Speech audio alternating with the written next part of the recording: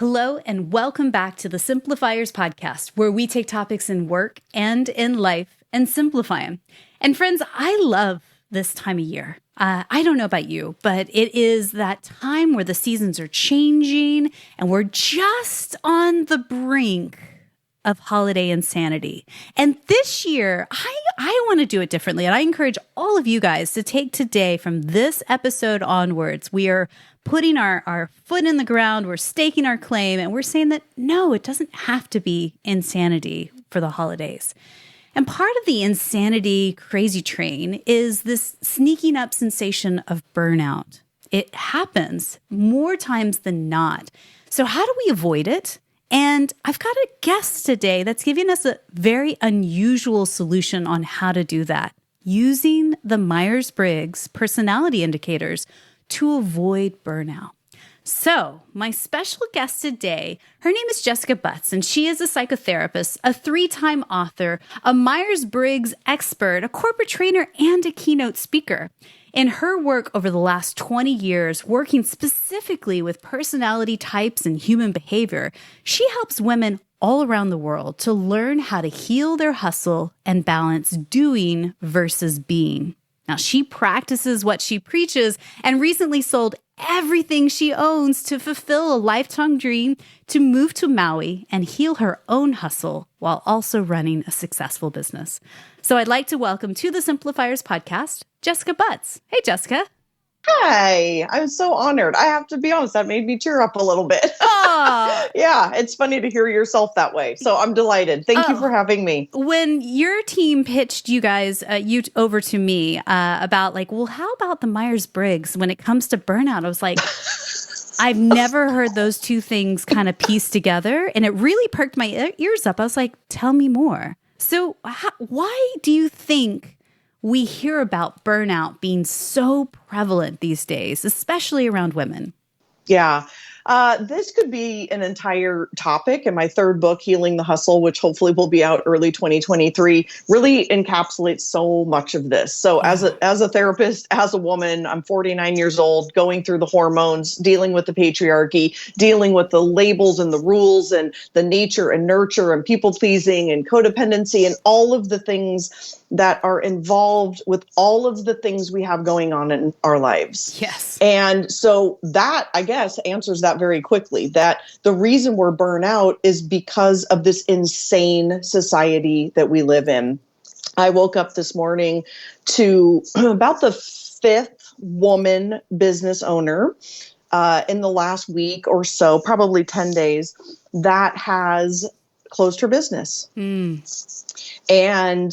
to kind of keep it real, Mary, it's tearing me up now. It teared me up when I read it. Yeah. And this is an epidemic. This is what we are going through. I absolutely believe still the 9-to-5ers, the stay-at-home moms, but specifically the entrepreneurs of the world that have been going, doing all the God-forsaken things. And the coaches out there that I'm really, really, really sick of, Mary. I'm really sick of the lies, if I'm going to be really honest, deception going on from a lot of coaches out there that are more interested in capitalism than they are connection.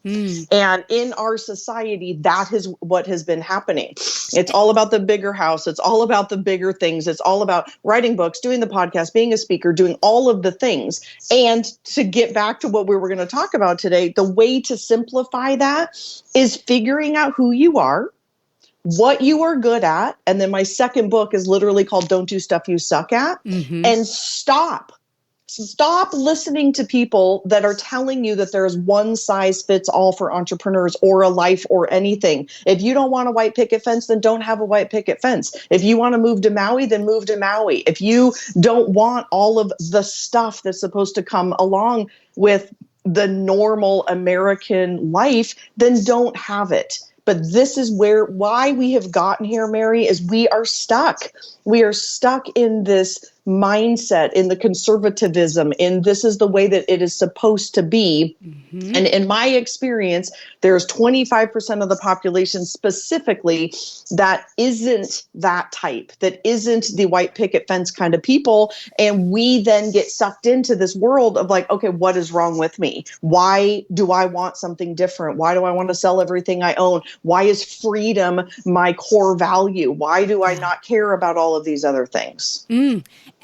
Preach, basically. I mean, you're speaking to the gospel choir here on that. And I have certainly felt it, as a business coach and a podcast host myself. And, I think in the last 10 years, the people that you and I once looked up to were selling a dream.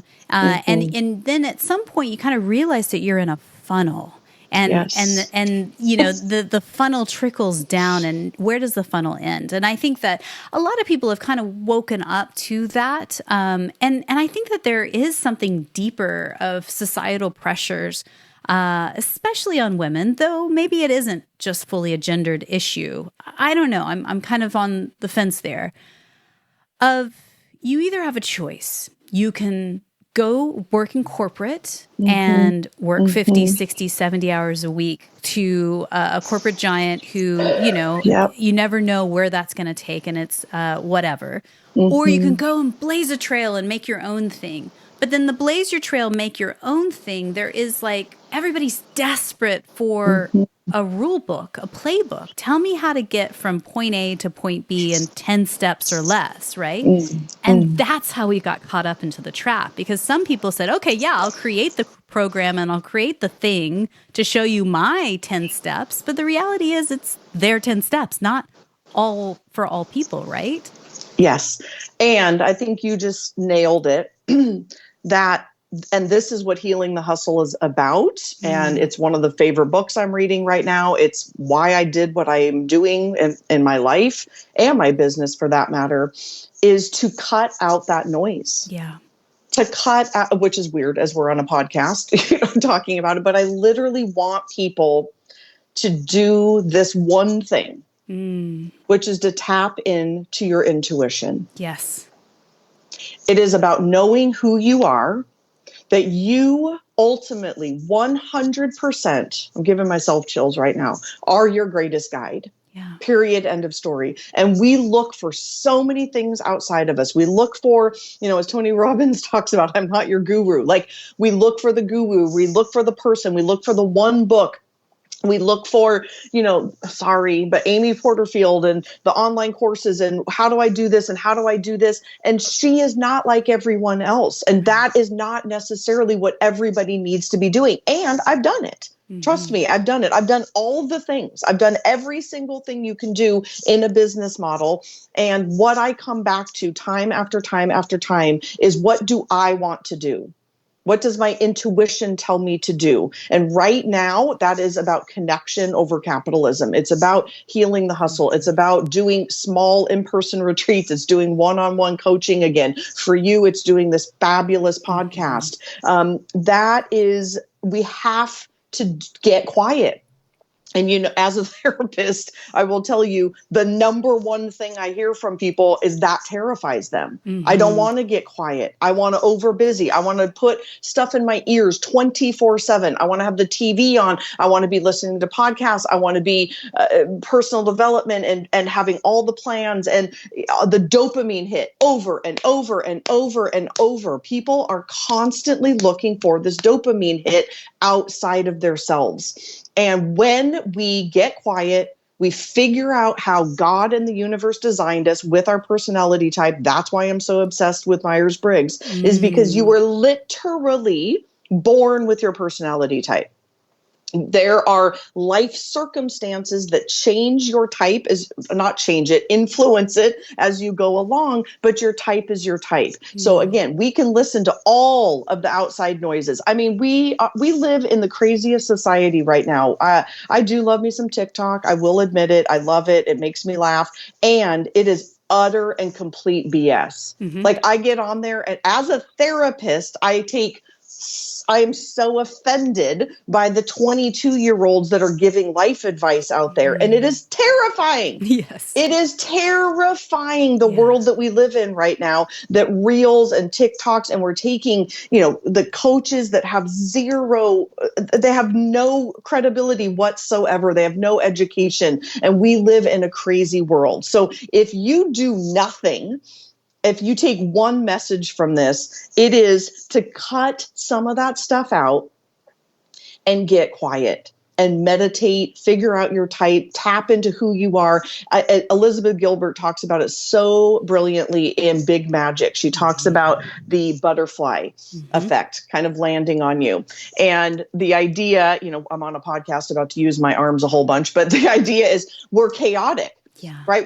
I'm flailing my hands around. And this is what we do. We never get quiet.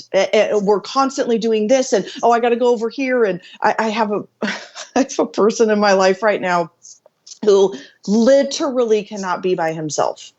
He just cannot be by himself. He'll Marco Polo me or he'll call me from a bar. I mean, there's 50 other things going on. And the bro cannot just sit with his own thoughts. Yeah. And so as an entrepreneur, as a human for that matter, that is the idea that Elizabeth Gilbert is talking about, is we are over busying ourselves. We are mixing all of our compartments. Like, you can't even sit still. You can't spend a night by yourself if your partner is out of town or something. Like, just sit and read a book or meditate or go to the beach or whatever. And so again, Elizabeth Gilbert says it can't land on you. The calmness, the idea, the thing that's next in your life for the simplifiers and your listeners, if you want to simplify your life, shut up. Shut up.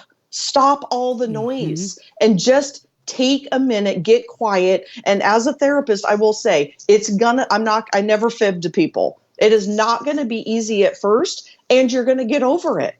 You're going to get over it. You will get past it. Like, I have clients all the time that say, I'm afraid that if I start crying, I'm never going to stop. I promise you will stop. Nobody has ever died from crying too much. It's not a thing. It's not going to be easy. But on the other side of this uncomfortableness and tapping into your intuition and going inward and healing this hustle it's miraculous. It's a completely different way to live your life, and it's beautiful. It's intentional. And it's profound. I mean, I feel like you and I are very much kindred spirits, because this is something that we've been talking about on the podcast for the last couple of years as well, is that, yes, and because of the last 10 years and so much is pumped out to our target audience, female entrepreneurs in creative industries that are listening right now, that it's just kind of like, enough. And so the refreshing alternative really is to go within, to go back to listening to your inner truth, your inner wisdom on what's right for you. Yes. And, people like Jessica or myself or others that are out there that are on that same wavelength, we can guide you there, but it's always back to you. You decide what's best for you in your business and your lifestyle as well. Because one person, somewhere in the world may be more than abundantly happy making $5,000 a month. One person might be more than abundantly happy making $1,000 a month, or less or more. Add a couple of zeros or take a couple of zeros. Doesn't matter. I think that that's where we start to remove the comparing ourselves to others and really tap into our own truth. And I want you to speak more about doing versus being, because I think that that's at the root cause of a lot of this burnout and exhaustion and overwhelm. And like, we are so desperate to get information from the bite-sized TikTok channels of the world. that we're causing ourselves a frenzy. So let's go back and tell me more about doing versus being. Yeah. So I guess we'll start for a resource, because we're definitely not going to be able to cover all the 4 dichotomies of Myers-Briggs today. But on my website, jessicabutts.com, there is a free assessment tool to cover the 4, which are very quickly introversion, extroversion, sensing, intuition, thinking, feeling, judging, and perceiving. And so to figure out what those are, to find out your front seat and your back seat, which is my proprietary system, you can go do that. What we're going to be talking about for the next couple of minutes that Mary's asking about is the J and the P dichotomy, which is Myers-Briggs' 4th dichotomy. And in my work over the last almost 25 years with this tool now, and again, creating my own system around it, I've realized that this dichotomy is the only of the 4 that we must learn how to balance. And so J women, I would bet literally my life that you're a J based on how organized you are and how beautifully you sent all the thing. I mean, it was like the most amazing experience to do this podcast with you. Like, it was just A+, very, very J. And so J women are organized, decisive decision makers, bossy, controlling. We like things a certain way. There's a certain way to load the dishwasher. Like, we live in a controlled way. And then the P's, God bless them. I mean, I wish I had more of this in me, and I'm literally working on it by moving to a very feminine place, is the P, which is being. It's very go with the flow. Their favorite saying is like, don't worry about it, we'll figure it out. Very nonchalant, very go with the flow. They might have shown up a couple minutes late for this, or unorganized, right? They drive us crazy. So the visual that I have for this and the balance, and at some point this will be the cover of one of my books, which is an infinity symbol, because it's not a line. It's not either or. It is constantly learning how to balance and ride this dichotomy of the J, which is doing. Yeah. Mary, you and I have a preferred way of being, which is doing.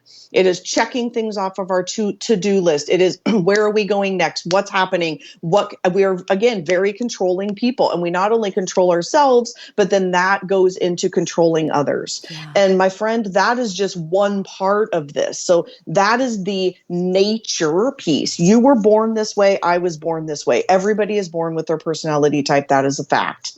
What then happens, and we get the double whammy because we're already J's, is that there's the nurture piece. Because I've had a lot of P women also reach out and say, hey, I'm still this way. And so they get about half of it. And that's the nurture, which is where we started this podcast, talking about why do I think we're in the hustle culture? And I listed 500 things.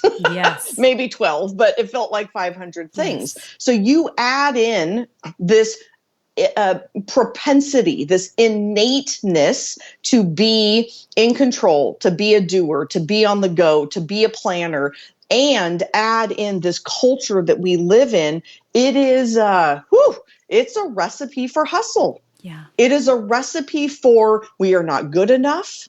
You are not doing enough. You are not accomplishing enough. You have no value if you are not accomplishing something. And that is the culture that we live in right now. And I am on, my BHAG, my big, hairy, audacious goal has always been to get everybody to understand their personality type, because it simplifies everything. Yes. It simplifies how you show up in this world and how you are in relation to other people. I mean, it is the number one tool when I sit down. I mean, I'm single, and so I date and I meet someone, and it's one of the first things we do, because I need to know how we're going to relate to each other. Like, if you're going to show up 15 minutes late for our date, I need to know that I'm not going to need to punch you in the face because I'm going to be so annoyed. And then I also get to decide, do I want to be in a relationship with somebody like this? So again, it simplifies understanding ourselves and understanding other people. But that infinity symbol, I should probably get it tattooed on my body. In fact, the only tattoo I have is a bee. Because I was here on Maui on my 45th birthday, and I realized I was doing all the things, Mary. I had this huge team. I had this $500,000 plus business. I was just going balls to the wall, if I'm being honest. Yeah. And I was going to have a heart attack. Yeah. I was going to have a heart attack. I was here on Maui after one of my huge events, and my phone was blowing up. My team was blowing me up. I could not relax. I was going to lose it. I was literally going to have some sort of physical, like a somatic response. I knew it was coming. And so I tattooed this word on my arm. And since that day, as my friend that I was with reminded me, I've been putting my money where my mouth is, and I've let my team go. I moved across an ocean. I sold my house where I had a ginormous mortgage. I sold all my possessions that were holding me down. And in that process, I will say, people talk about it a lot. In fact, I just watched a TED talk about, someone giving away all their things. But what we don't talk about purging is to look at all of the money that we spent on this stuff. Yes. Yes. All of this stuff. I gave away to a charity, a women's organization. I just did a mental calculation, and it was, it was about 20 grand worth of clothes, and I just gave them away because my time and energy is worth more than going to the fricking post office to mail one thing out. God bless those people who are doing that. But I just, this is the being. And I will hopefully end this tirade on this, which is, I also still believe in being ambitious. I mean, I am here. I am running a successful therapy practice. I am doing this. I am working on my third book. I am doing a podcast. I am a speaker. I'm traveling. I'm still doing the things. And I am working on the balance. And I do not want ambitious women to not be ambitious. Please hear that. I want us to change the world. As Rachel Rogers says, we should all be millionaires. We women of color, we get to change the world with the work that we are doing. And we get to be an example to the next generation and to ourselves that we also get to be selfish, and we get to nap, and we get to read a fiction book. I read Colleen Hoover like it is going out of style. And we get to have 2-hour morning practices, and you can make your own lunches. And I don't have to do that. And no is a complete sentence. And Jessica, can I just say, I think it's refreshing. I'm sure others that are listening to you and I right now, it's refreshing to hear that, to see behind the Wizard of Oz curtain, because I think a lot of times these gurus, influencers, what have you, that are out there are just showing the perfectly polished veneer, and then not really letting people behind the curtain and see what the real truth is. I moved across the planet now twice. Moved to England and lived there 6 years and moved back.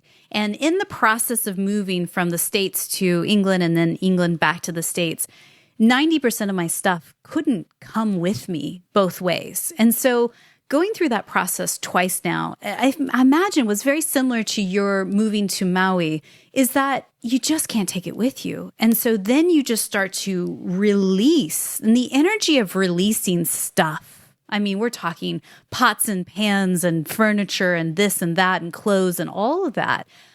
It is exhilarating for me. It's a practice of gratitude to let it go and let it have life with another family or what have you. But then it also was a real process of distilling down and simplifying of really, what do I need?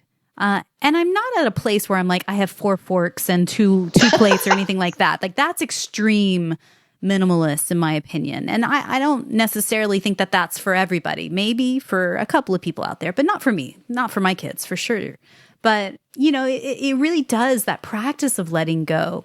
Because I think, again, this is all interlinked. It's when you start to wake up to the matrix, you start to see the gaps and the cracks in the walls of the comparing yourself to others. I need to get a bigger house, and a bigger house requires more furniture, which requires more knickknacks, which requires more money, which requires more work. It's just, It's a never ending cycle of things. And so, it's interesting to hear you share your insight and you moved and still it was hard. And so you had to like pull another layer back and go, actually, I need to simplify down this as well and get really crystal clear on what it is I do best and what lights me up, as in the type of work that I do, and then stay disciplined to that with your boundaries. Tell me more. Yeah. I think, so I'm a big like tool person. I think, the therapist / coach in me is like, let's pull back the layers. Let's talk about your family of origin. Like, let's talk about type, and then let's also give some solutions. So I feel like this is like an appropriate time to kind of answer that question, but also give your listeners just a little bit of like homework to think about. Yes. Which is an opportunity at whatever age you are, as the listeners are, and wherever you are in your life. I mean, post-COVID, which if COVID didn't change your life, I think you're living in some weird bubble or something, but we all went through a very traumatic period in our lives and our history. And the thing that I'm asking people to do right now, and when the book comes out, is to redefine success. Yes. Straight up. That's it. Like, redefine what success is for you. Like what you're talking about. Is success a bigger house and more shit? I mean, I'm sorry. Like I bought a 3-bedroom. I'm one person, Mary. I bought a 3-bedroom house. I filled the entire thing with stuff and my garage. And that was the moment. It was kind of, the writing was on the wall. I was tapping into my intuition. I could see what was coming down the road with COVID. And I'm sitting in my house. I remember vividly sitting on my couch and just looking around my house going, I cannot be nimble. I cannot have freedom. That's my number one core value. If I'm talking about success, it is freedom to me. And I cannot do that with all this stuff. Yeah. Yeah. And my house was beautiful. And so I went through this process of really getting honest about redefining success for me, without my mom's voice, without my family of origin, without society, without the entrepreneurial mindset, without any of that. What is redefining success for you? Yeah. And you might be surprised that it's not what America tells you is success. And again, that people who don't realize we live in a capitalist society, like that is what we live in, what you just described. It's a vicious cycle, and it's very, very hard to break out of it. And people tell you you're crazy. And what about a mortgage? And what about resale? And what about your 401k? And blah, blah, blah, blah, blah. And what I found is there's loopholes to everything. They're called IRAs, and they have health insurance for people who don't have 9-to-5s. Like all these things that scare people, there are answers for those things when your definition of success is clear to you. Right. And so I would ask people to redefine what that is. And again, for me, looking at my house, which I was after my divorce, and I was very proud of myself to be able to do it on my own. And it was like a checked box, if I'm being honest, Mary. Like I was talk about a doer, right? Like I was like, check, I did it. I'm proud of myself. Yeah. And then all of a sudden I was like, this isn't me. This isn't what I want in my life. This is not my definition of success. And I guess let me say this, a clarifier is we evolve every day. Your listeners right now are going to be different. Oh, it's choking me up. After listening to this episode, we evolve. We are not the same people we were 2 years ago. Yes. I hope not. And I don't even think we're the same people we were yesterday. And I see this a lot with my clients, especially couples, is that they put each other in this category of, well, Mary used to be like this. And I'm like, has she not evolved over the last 5 years? Like, give the woman an opportunity to have evolved.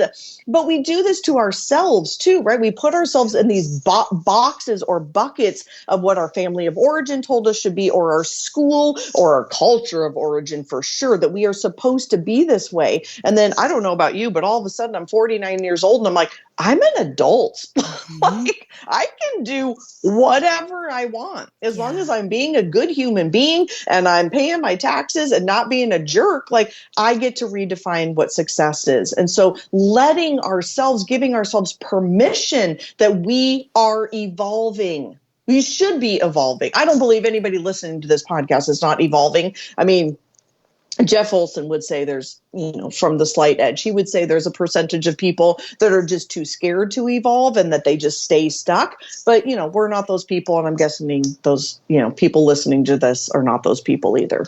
Yes. And I feel like this is the perfect juncture to like dive into the Myers-Briggs. Because, I mean, I think that this is, let me back up and say, I am, surprise, surprise. Oh, I can't wait to hear this. An ENF. Let me guess. Can I? Oh, no, darn. Oh, darn. Okay, so you're either an ENFJ or an ESFJ. ENFJ, folks. ENFJ. Me 1,000%. And me too. Yes. And like types they like each other. And so this is very interesting, not in our intimate relationships, interestingly enough, but in the world. In graduate school, we used to say it, you smell like me. Like, we sniff each other out and it's like, oh, this is why we get along so well. Okay, so great. Okay, it's true. Good. So let's break it down for everybody. And obviously, again, go back to Jessica's website, jessicabutts.com, 2 T's, to take that assessment so you can figure out what your type is. But the E is extroversion versus... So I'll run through this as quickly as possible, please. And then they can learn tons more. So the first dichotomy is all about our source of energy. So that's introversion and our extroversion. Mm-hmm. You've been living under a rock if you've never heard about it, but most people are mistaken about it because they think it's about being loud or being quiet. And that's, no offense, that's just idiotic. Yes, that's true. And so again, introverts are very extroverted with the people that they're close to. It's just all about our source of energy. So extroverts get their energy mostly from doing things like this, from being around other people, sharing, they get that energy. Introverts, they get their energy by being alone or those that are very, very close to them. And that is a very important point, is that extroverts have a breadth of friends and introverts have a depth of friends. So they typically have a couple of friends that they are like ride or dies. And then extroverts, we have all the friends in the world. So that's number one. And quite honestly, Mary, these in and of themselves, each one of these 4 is life-changing. Mm-hmm. It's straight up life-changing to know this about yourself, to know this in your business, and to know this in your relationships. For example, I was at an E-Women conference many, many, many years ago, and I just wanted to. Anyway, the woman was standing up on stage telling everybody in the room, there's like 2,500 people in this ballroom, everyone should be speaking. And just telling everybody in the room. And I get up because I'm about to like crawl out of my skin, and I go to the bathroom, and all the introverts, of course, are in the back of the room. And I wanted to like scoop them all up and be like, let's go. Let's not listen to this BS. Like, this is not true. There's not a one size fits all, and no type is right. So This is exactly what we were talking about earlier. Don't listen to what people are telling you because they might be uneducated on type. And if you don't want to speak, then don't freaking speak. If you want to write a book, write a book. If you don't want to do a podcast, then don't freaking do a podcast. Do what you need to do for your type. Yes. Period. End of story. So the second is definitely the most interesting. And this is about how we take in information. And we could do a whole episode for sure on this. Both of my first books really are geared towards intuitive types. And so this is sensing and intuition, and the I is already used for introversion. So N is used in this. So it's S or N. Mm-hmm. 75% of the population, Mary, are sensors, which means the world is built for sensors by sensors. So they are the people who live in the moment.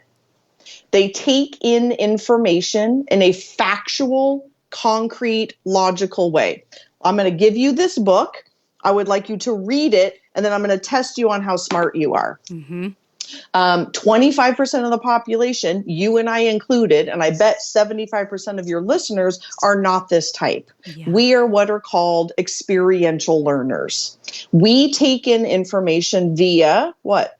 Our sixth sense. We take it in versus our intuition. We have a gut feeling. I'll be honest, I don't give a hooey. I don't know the swear policy, so excuse me. I don't know. I don't give a hooey about facts, if I'm being totally honest. I care about intuition. It never fails me. I believe in energy, and that is so much more important to me than facts. However, again, the world is built by sensors for sensors, hence 9-to-5 jobs. This is why about 75% of entrepreneurs are intuitive types, because we don't function well in this. Don't tell me what to do. Yeah. First of all, is one of our main core values. Intuitives do not want to be told what to do. We don't like recipes. We don't like to be told to be here 9 to 5. We do not learn by here. Let me give you this handbook. And it means nothing. Yeah. So we are these always thinking about what's next. We are never in the moment. We are not 9 to 5. Routine is death to us. Routine is death. And that is probably one of the biggest things that my clients, or when I'm speaking or whatever, I just see the room get real quiet, because we grow up, we being intuitive types, we don't know this, because the whole world is set up by this other type.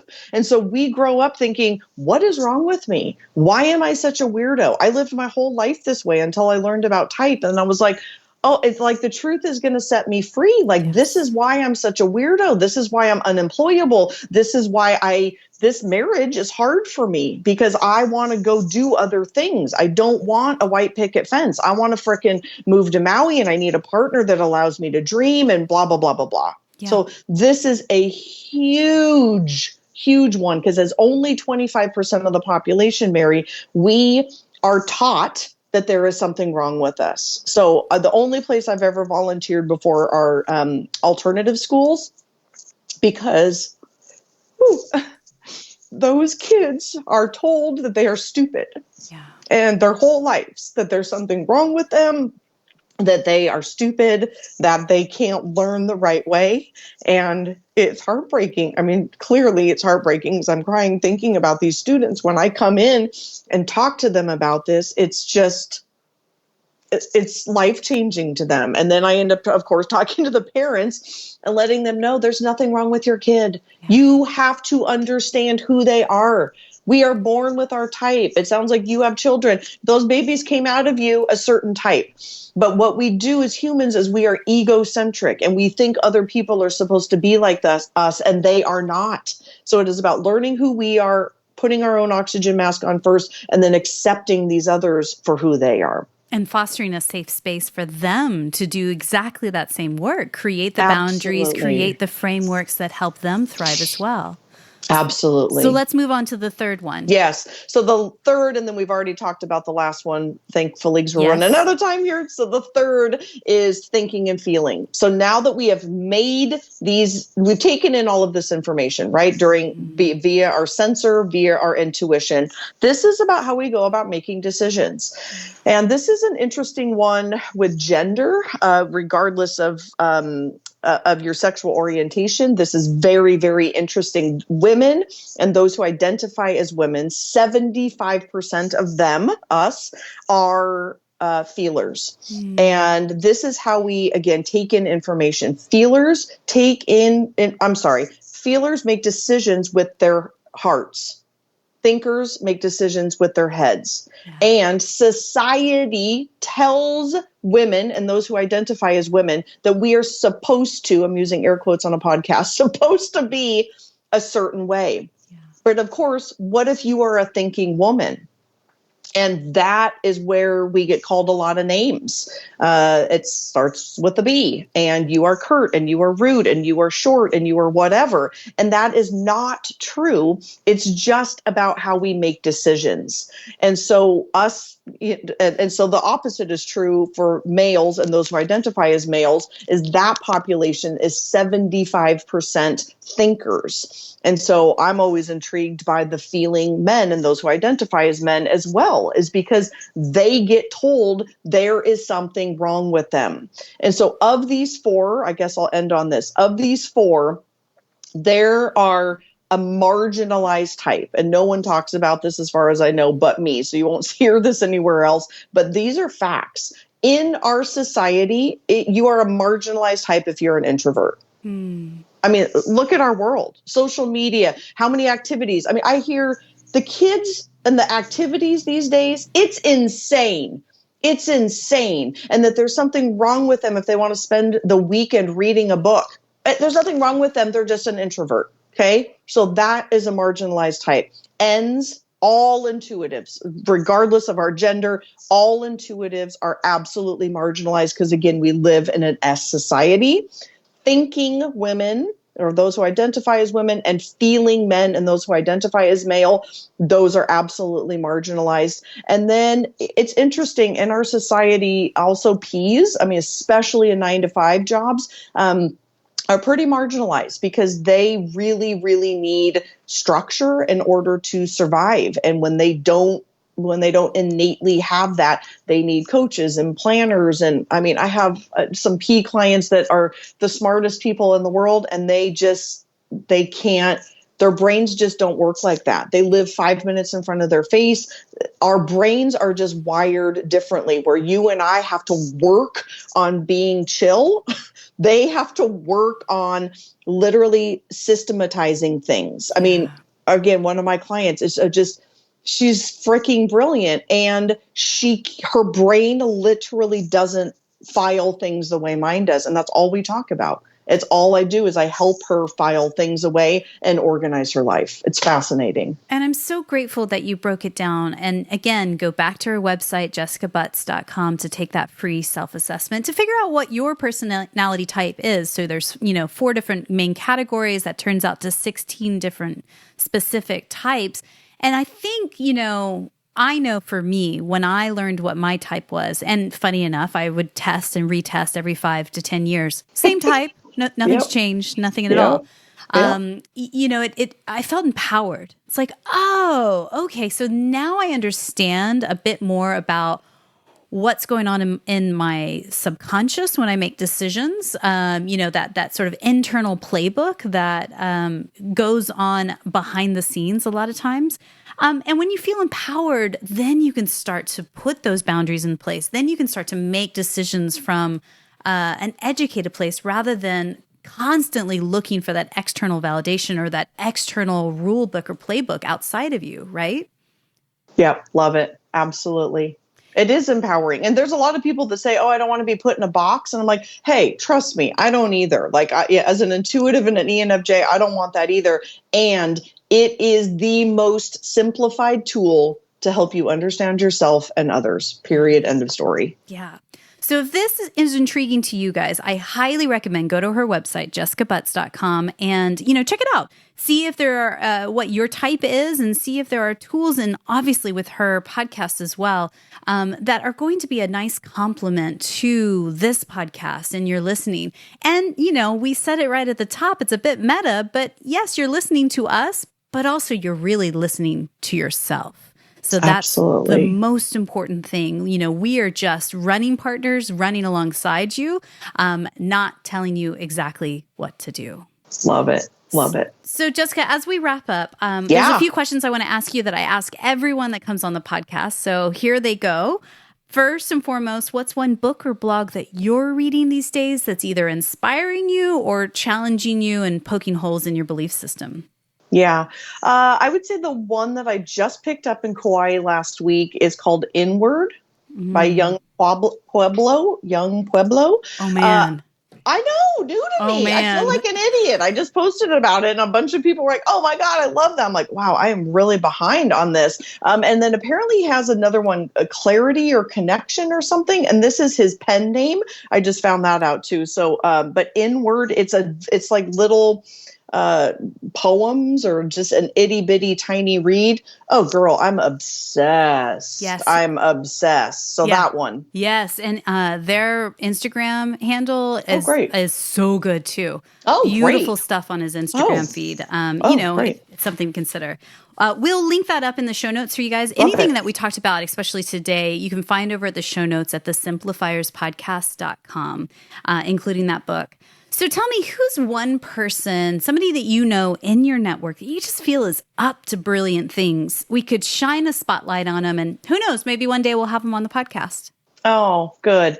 I am going to pick, she's one of my best friends, and I respect the work that she's doing. She's also just saying no to this ridiculous culture that we live in and doing all kinds of interesting things with psychedelics and going inward. And she's a brilliant psychotherapist and hypnotherapist and soul coach. And she's just, I just respect her. And her name is Nadia Aarons. And you can find her on Instagram and all the things, or send me a DM over at Jessica Butts MA on Instagram, and I'll be happy to hook you two up. But she's, I respect her. I respect the decisions that she's making, the work that she's doing, and doing it in an alternative way is what we need more of these days. Love it. We will link her up in the show notes for people if you guys want to check her out as well. So, Jess, I believe in gratitude and simplicity go hand in hand. Tell me, what are you grateful for today? That is so, gosh, crying for the third time. That's so funny that you say that, because I, as an intuitive, I have a tendency to always think about what's next and like what is not yet in my life, instead of really focusing on the gratitude. So I'm going to keep it real simple. I am really, really grateful for conversations like this. I am grateful for other people like you and your listeners, that we need to be having these kinds of conversations. I'm grateful for that. And then just to keep it really simple, I'm really grateful for my egg chair. Like, I live in Maui and I have this brilliant egg chair where I do my morning practice and I have my little lights and I read out of my inward book and I journal from my journal and I do all kinds of things. And I am grateful for the simplicity of my morning practice. Yeah, it's beautiful. And thank you so much. I'm grateful for you as well. I think the more conversations that we have like this gives other people permission to go, wait, pause. Is this working for me? Am I like actually going after what I consider is my North Star, or can I change? And I think that's what we're here for. And you can. Yeah. So my last question for you is this. Someone somewhere is listening to you and I right now, and they are really on the brink of absolute burnout. They have been ignoring the warning signs for way too long in their physical body. They are noticing the cracks are starting to get wider and wider in their professional life as well. What's one thing you could whisper into their ear right now just to encourage them in this moment? A few things. You are not alone. You are not alone. You are not alone. I would very much encourage this one person, you know who you are right now, to take a break from social media for 1 week. For 1 week. I did this and it changed my entire life for 1 week. Just uninstall it. And every time you go to scroll your phone, I'd ask you to sit in silence and or meditate instead. It will change your life. That's it. Jessica, thank you so much for your time today. Thank you.